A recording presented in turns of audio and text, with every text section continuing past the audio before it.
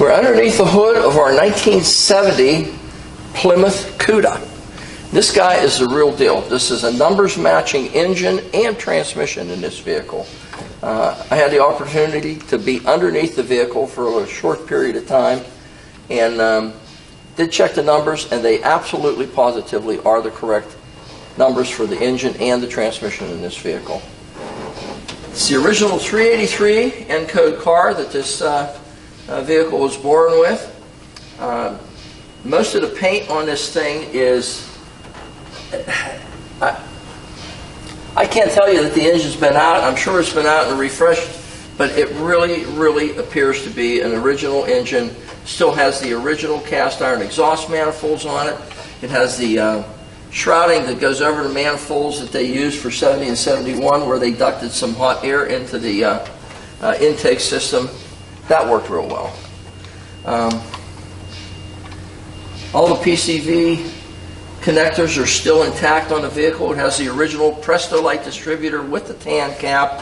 Has a set of aftermarket Mopar style hemi-orange high silicone wires that go with it. The heater for the passenger compartment is still hooked up to the vehicle. Does have power brakes. It does not have power steering. It has a high flow radiator in it, a new battery. Fender tag is still present on the vehicle. Still has the original numbers on the radiator core support and on the cowl area, which all E-body cars have. All of them don't have the number here. They definitely all have them there. Original wiper solution bottle. I can't see a single thing on this thing that is not as it was in 1970 when it left the factory. Has the original air cleaner on it, cast iron intake manifold, Carter AVS carburetor on it. It'd be a 6.25. This would be a 750 on this. Nice, absolutely nice engine compartment. No oil leaks evident from the valve pan covers. Well, the intake can't leak. There's no oil to it. Or the timing chain cover area. None whatsoever. Really looks good. Great looking engine compartment. These engines made an advertised 335 horsepower. Way underrated. They were right knocking at the 400 door. Very strong running cars. Nice short stroke motor for a B block. And it's just a great running car and a fantastic engine compartment. A lot of originality. It doesn't appear to have been painted on the inner fender wells anywhere. Great looking engine compartment. I can't find a single thing that I could tell you that is not as it was in 1970 when it left the factory. Hi, you're at Hanksters in Daytona Beach, Florida. And our guest on the floor at this point is a 1970 Cuda. Not a Barracuda. This thing is a real Cuda, a BS car, and an N-code car, which makes it a 383 four-barrel car, 335 horse.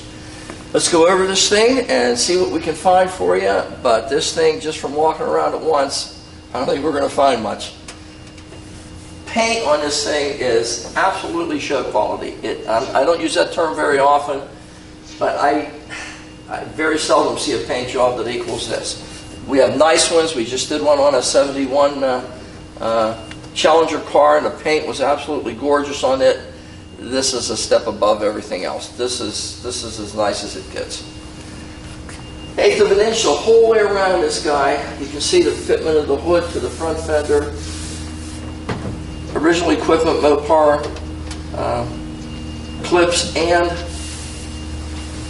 hardware for the hood pins. Again, 1/8 inch the whole way around this thing. The paint on this thing is just exemplary.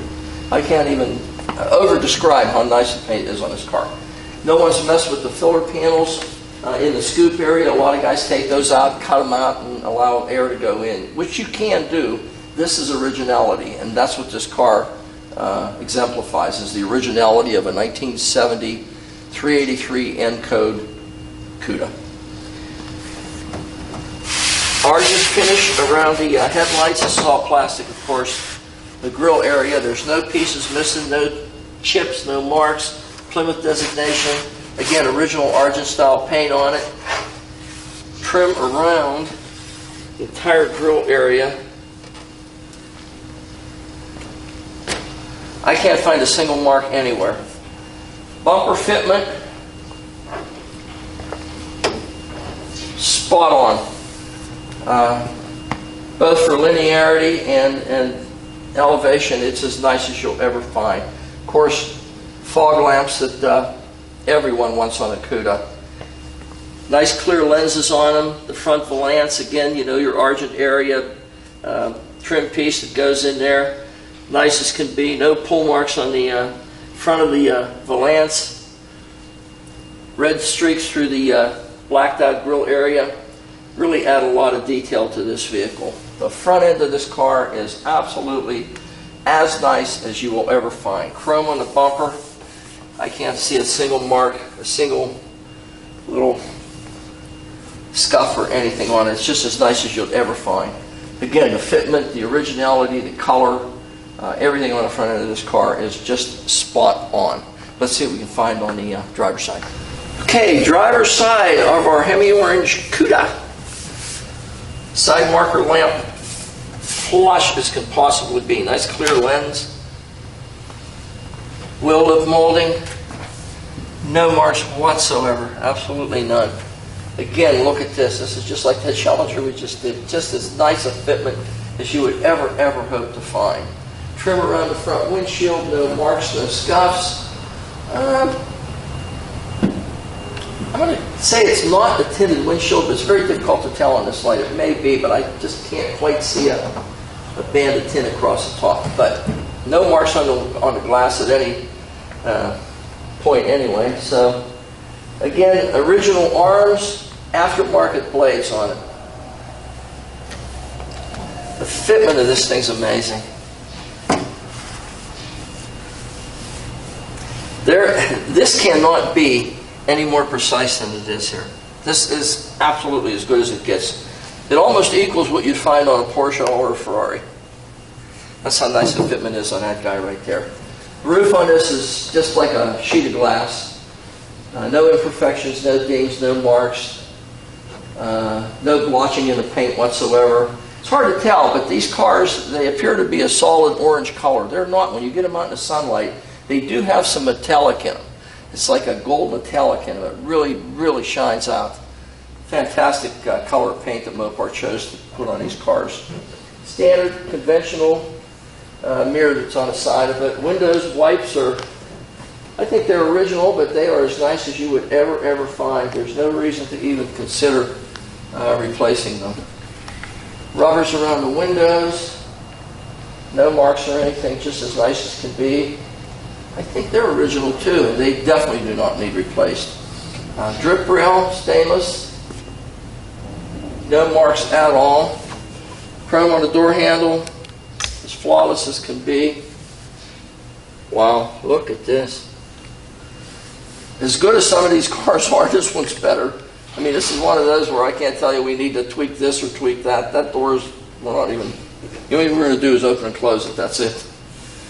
The hockey stick stripe, 383 designation on the quarter panel. Correct Argent colored rocker panel molding. Again, trim around the wheel well, absolutely flawless.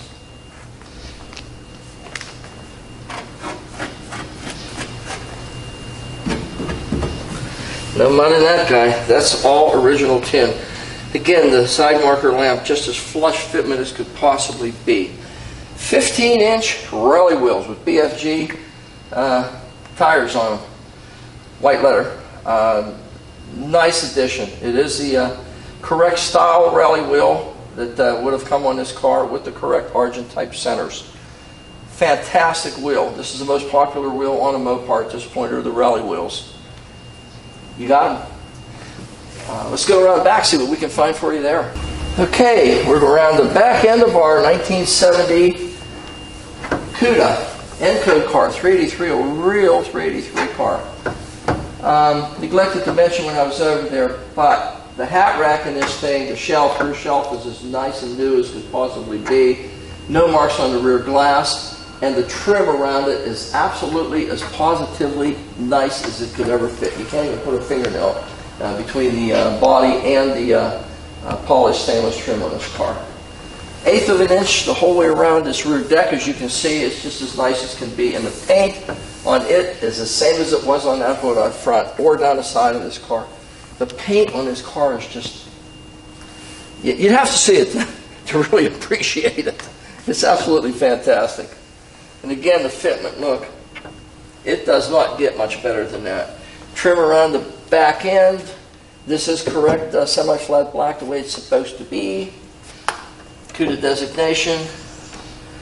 All the trim around this, even the tail light trim, the lenses themselves are crystal clear.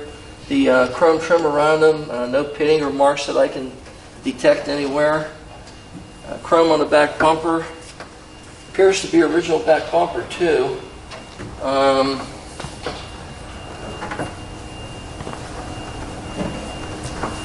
Well within production standards. This is out just a hair from what this side is. This side either has to be shimmed out just a hair, which is what I think needs to be done, to make it absolute precision fit for this thing.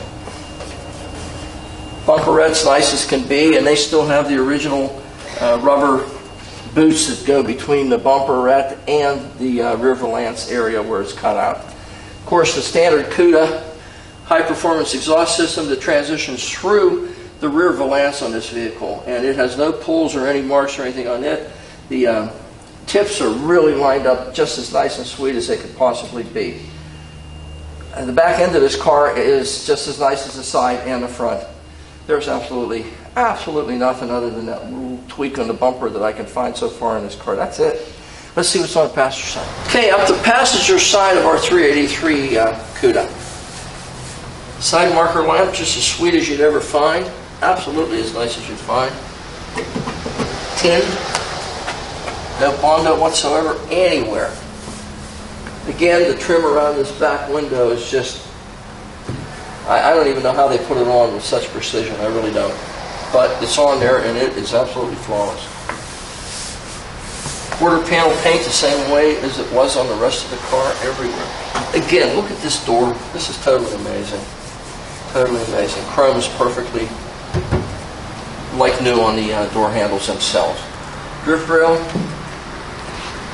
nada. There's not a single imperfection in it anywhere. Rubbers with the window seals, same way. Again, I think they are original. There's no reason to replace them. Wipes, whiskers, the same way. There's no reason for replacement. They're original and just fit absolutely as they should.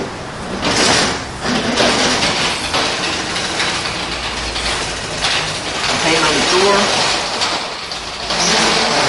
Nice as it was on the rest of the car, everywhere. Again, look at this fitment. Look. This is amazing. Low-power antenna. Fender lip here, same way as it was on the rest of the car. Side marker lamp. I can't find a single stone chip, a single mark, a single deviation, a panel that doesn't fit other than that bumper needs tweaked. Either that one goes in or this one comes out. One of the two. And that makes it spot on. Front one already is that way. It's really, really nice fitment on that one. Got 15-inch rally wheels, Argent centers, BFG tires, Hemi orange with a black interior, black accents. It doesn't get much better than this. This thing is a numbers correct, N code, real Cuda 383 car. It just doesn't get any better than that. Got a black interior in it. No one's messed with the motor. It's got the original cam. It doesn't appear to have ever been modified, with headers on it or anything else. Standard cast iron manifolds. The car is just the finest representation that you could possibly find of a 70 383 Cuda. Very collectible car. These cars are very difficult to find that haven't been modified and played with.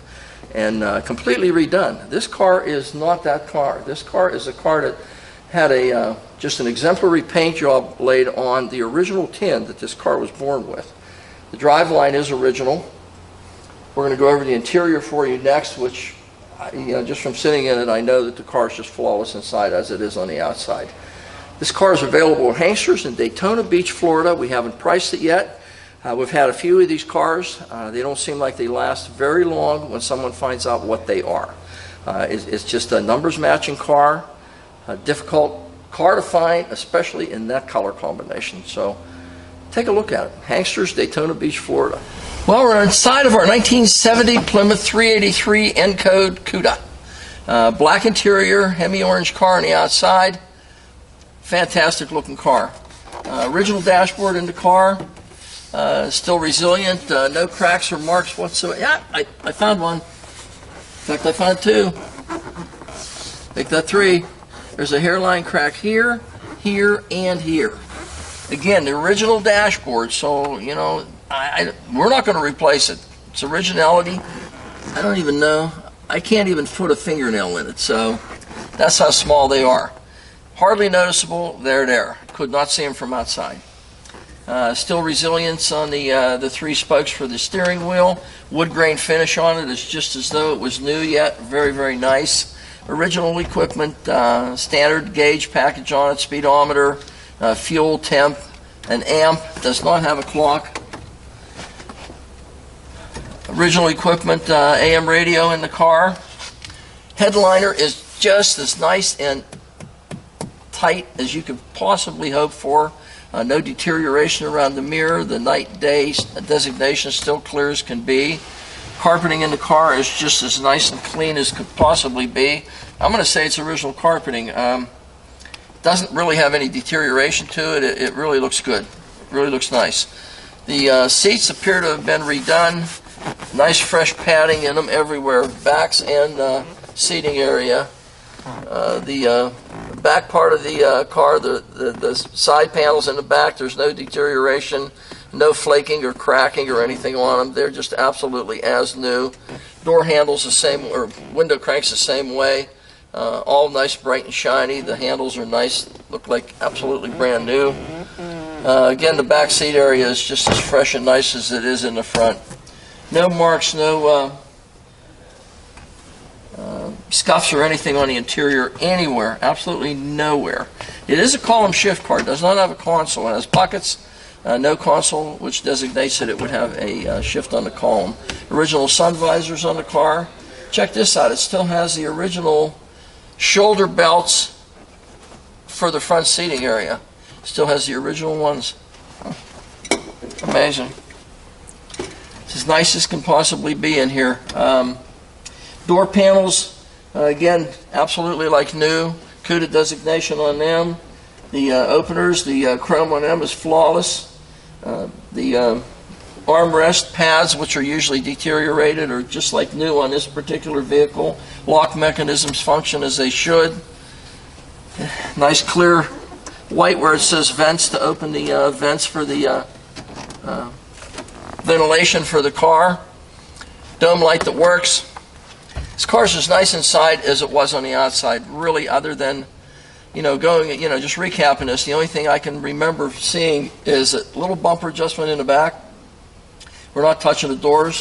A few very, very, very fine cracks on the original dashboard pad on this car, which I would not replace. Carpeting nice and fresh as can be. No wear whatsoever in the interior of this car. I mean, it's just as nice as you'll ever find. You have to really take a look at this car if you're looking for a collectible, numbers correct 70 Cuda. 70 and 71s are the years that everybody is looking for. This guy is correct in every way, so take a look at it. Test here. We have, I know the speedometer is working, Devin will show you that in just a second, but we do have a half tank. The fuel gauge is functioning. Temperature gauge is up half. Rod just brought the car back. Amp gauge is functioning. Left turn signal working. Right turn signal working. Wipers working.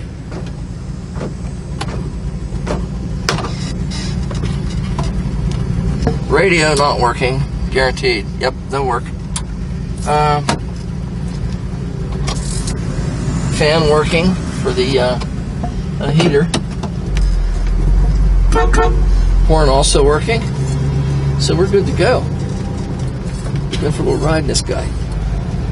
383 Plymouth Cuda, 1970. see. It's working just like it should. Car has nice tight steering in it. No wandering whatsoever. Gotta wait until the road straightens out. There's one section going up this little grade. Every car pulls to the left, so we gotta wait till we kind of flatten out a little bit.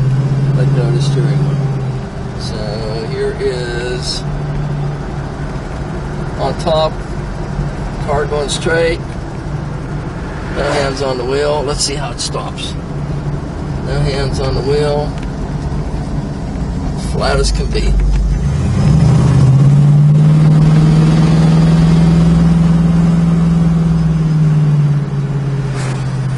Nice running car. Great looking car.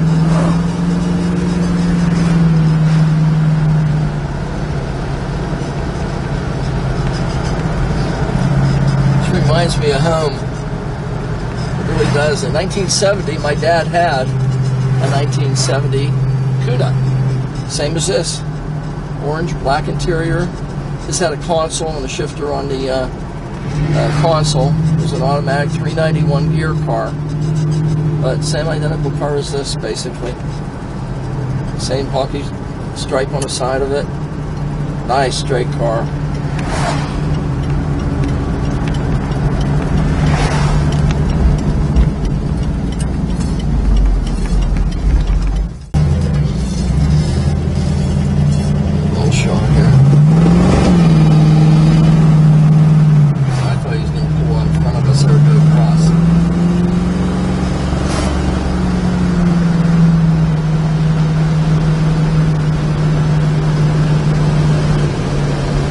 Straight running car.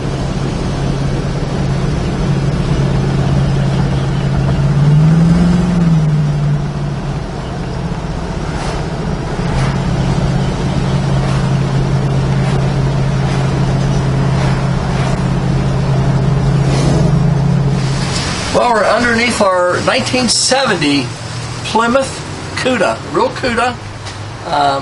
N-code car, 383, numbers correct, transmission correct in this car. Everything is correct. It's one of the nicest cars we have in the building. It's a car you really should take a look at, but we're going to do the undercarriage presentation for you now on it, so you know what you got underneath this car. Original K member in the front, a little tiny bit of a depression there from jacks through the years. Sway bar, the bushings are nice and fresh yet, they're nice. Brand new steering box on the vehicle. New rotors and original calipers. They still look nice and fresh. They're not really deteriorated. The original equipment style hardware for the brakes in the front. Original equipment starter. It's not a gear reduction. It is the original motor, I did state. There's no marks on the skirts that come down from the fender wells and transition onto the subframes on this vehicle. Again, take a look. No leaks on the engine itself, or the bell housing area, or the transmission at all. There's absolutely none. Original cooling lines still go forward to the radiator for the tranny cooling. Subframes on the car are just as sweet as could possibly be. Really, absolutely no dingy marks, jack marks or anything on them. I'm not even going to call it. It would be ridiculous to even point it out. It's not even enough of a dent to point it out. It might have been done when it was stamped in the factory. Cast iron exhaust manifolds, original equipment on his car, still not changed. No one's done anything with a set of headers or cams or different intakes or anything on this car. It is an original car. I'm going to call them 2 1/4 inch pipes, transitioning off the cast iron headers and heading back to 2 brand new turbo mufflers in the rear. The floor pans in the front are the original pans. They have not been replaced, and they are just as like new, like the day they left the factory. Very, very nice condition on this vehicle. The transition area in the back where the transmission mount goes, the structural member that goes over and ties onto the 2 subframes. There's no marks on it, just as nice as you'd ever want to find. A new U-joint in the front of the drive shaft. No leaks out of the tail shaft, no leaks out of the speedometer gear housing. the fuel lines, original equipment on the passenger side, original brake lines on the driver's side do not need replaced. They're original, but they are as new condition. They're really great condition. The parking brake assembly is still attached and functional on this particular vehicle. The rear floor pans are just like the front ones. Even all your structural bracing and everything underneath them is still just as nice as can possibly be. There's no deterioration on them. You can see where the pinch welds are, where they transition onto the rocker panels themselves. Absolutely stunning car underneath here. It's a nice original representation of a 1970 Plymouth Cuda, one of the most desirable cars on the market today, 70 and 71. Really iconic cars in the muscle car world. But we're halfway through it, and there's nothing. And again, you can see no leakage whatsoever. A new exhaust system on the car, newer shocks in the front, new steering box. Everything on this car is as it was in 1970 when it was replaced. But let's do the back half and see what we can determine for you there. Okay, second half of our 70 Cuda. Again, like we stated, there's your two turbo mufflers in the back. Really nice sound. They got a nice mellow sound to them, not objectionably loud. Just a nice mellow, real healthy sound to them. You know you're coming whenever you hear these things. Subframes in the back, one little tiny mark there, hardly anything worth mentioning. Same, I'm not even going to say there's one there, but again, they're so superficial they may have been done at the factory when these things were stamped even. That's how minute they are. A nice curvature to the rear springs. Torque boxes in the front are really, really nice on this car. Really nice and solid. No one's made any attempts to hold them up with jack stands or lift them up by that. 8 3/4 inch heavy duty rear end in it. Someone has put a rear sway bar on this vehicle. I've seen a few of these on a lot of the e-body cars. I don't remember them coming from the factory, but possibly they did. These I'm going to guess are aftermarket, but I really don't know. But it is a rear functional sway bar on this vehicle. Again, 8 3/4 inch heavy duty rear end. The pipes out the back, these are 2 and I'm going to say they're 2 1/4 also. Going out of the back of the turbo mufflers and going on to the correct stainless exhaust tips that these cars were released with. Fin drum brakes in the back. A set of really healthy looking shocks in the rear of this car. I don't think they're air shocks. I'm going to say they're not, but they are about the healthiest looking shocks I've seen for a while. Pretty heavy duty. Trunk area, there's absolutely no deterioration. The rear subframes where they go transition up over the rear axle and toward the back still retain the original tie-down bracketry on each side that they used from the factory to tie these guys down when they shipped them.